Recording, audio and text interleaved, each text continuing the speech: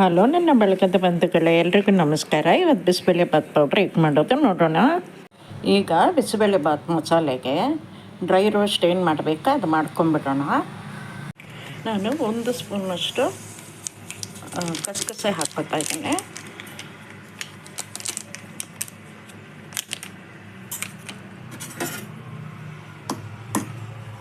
ಇಲ್ಲಿ ಮರಾಠಿ ಮೊಗ್ಗು 4-5 ಇಟ್ಕೊಂಡಿದ್ದೀನಿ. ಇದು ಕಲ್ಲು ಹೂವು ಸ್ವಲ್ಪ, ಚಕ್ರ ಮೊಗ್ಗು 1-2 ಇಟ್ಕೊಂಡಿದ್ದೀನಿ.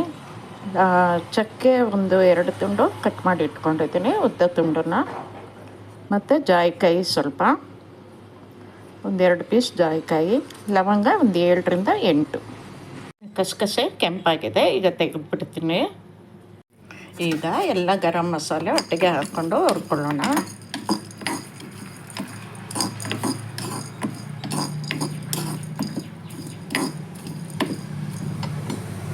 ಇದನ್ನು ಘಮ ಬರೋವರೆಗೆ ಹುರ್ಕೊಂಡ್ರೆ ಸಾಕು.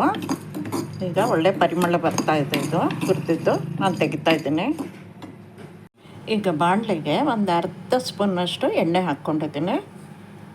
ಇದಕ್ಕೆ 2 ಚಮಚ ಆಗುವಷ್ಟು ಉದ್ದಿನಬೇಳೆ, 2 ಚಮಚ ಕಡಲೆಬೇಳೆ, 2 ಚಮಚ ಕೊತ್ತಂಬರಿ ಬೀಜ,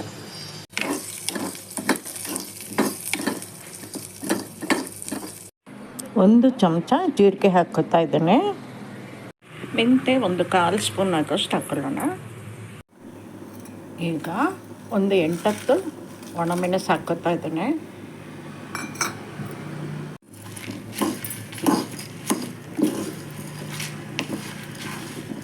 ಖಾರ ಜಾಸ್ತಿ ಬೇಕಿದ್ದರೆ ಇನ್ನು ಸ್ವಲ್ಪ ಹಾಕ್ಕೋಬೋದು. ನಮ್ಗೆ ಸ್ವಲ್ಪ ಖಾರ ಕಮ್ಮಿ, ಹಾಗಾಗಿ ಸ್ವಲ್ಪ ಕಮ್ಮಿಯಾಗಿ ಹಾಕ್ಕೊತಾ ಇದ್ದೀನಿ. ಇಂಗು 1-2 ತುಂಡು ಹಾಕ್ಕೊತಾ ಇದ್ದೀನಿ.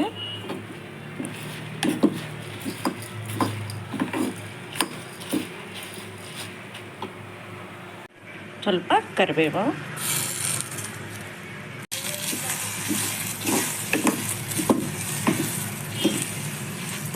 ಒಂದು ಅರ್ಧ ಬಟ್ಟಲಷ್ಟು ಒಣ ಕೊಬ್ಬರಿ ಹಾಕ್ಕೊತಾ ಇದ್ದೀನಿ ನಾನು. ಇದನ್ನು ಸ್ವಲ್ಪ ರೋಸ್ಟ್ ಮಾಡಿದ್ರೆ ಸಾಕು.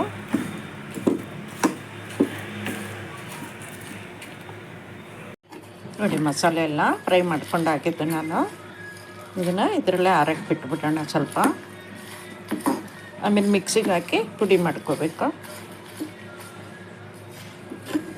ಮಸಾಲೆ ಎಲ್ಲ ಆರಿದೆ, ಮಿಕ್ಸಿಗೆ ಹಾಕ್ಕೊಂಬಿಡೋಣ. ಇದರೊಟ್ಟಿಗೆ ಈ ಗರಂ ಮಸಾಲೆನೂ ಹಾಕ್ಕೊಂಬಿಡೋಣ. ಮಸಾಲೆ ಎಲ್ಲ ಮಿಕ್ಸಿ ಜಾರಿಗೆ ಹಾಕ್ಕೊಂಡಿದ್ದೀನಿ.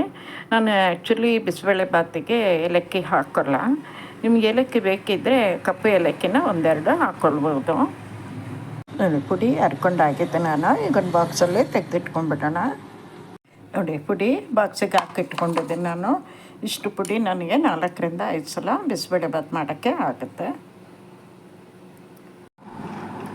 ನಾನು ಬಿಸಿಬೇಳೆ ಬಾತ್ ಪುಡಿ ಮಾಡ್ಕೊಳ್ಳೋದು ಈ ಥರ. ನಿಮಗೆ ಈ ವಿಡಿಯೋ ಇಷ್ಟ ಆಗಿದ್ದರೆ ಲೈಕ್ ಮಾಡಿ, ಶೇರ್ ಮಾಡಿ, ಕಮೆಂಟ್ ಮಾಡಿ. ಹಾಗೆ ನನ್ನ ಚಾನಲ್ಗೆ ಸಬ್ಸ್ಕ್ರೈಬ್ ಆಗಿ. Thank you.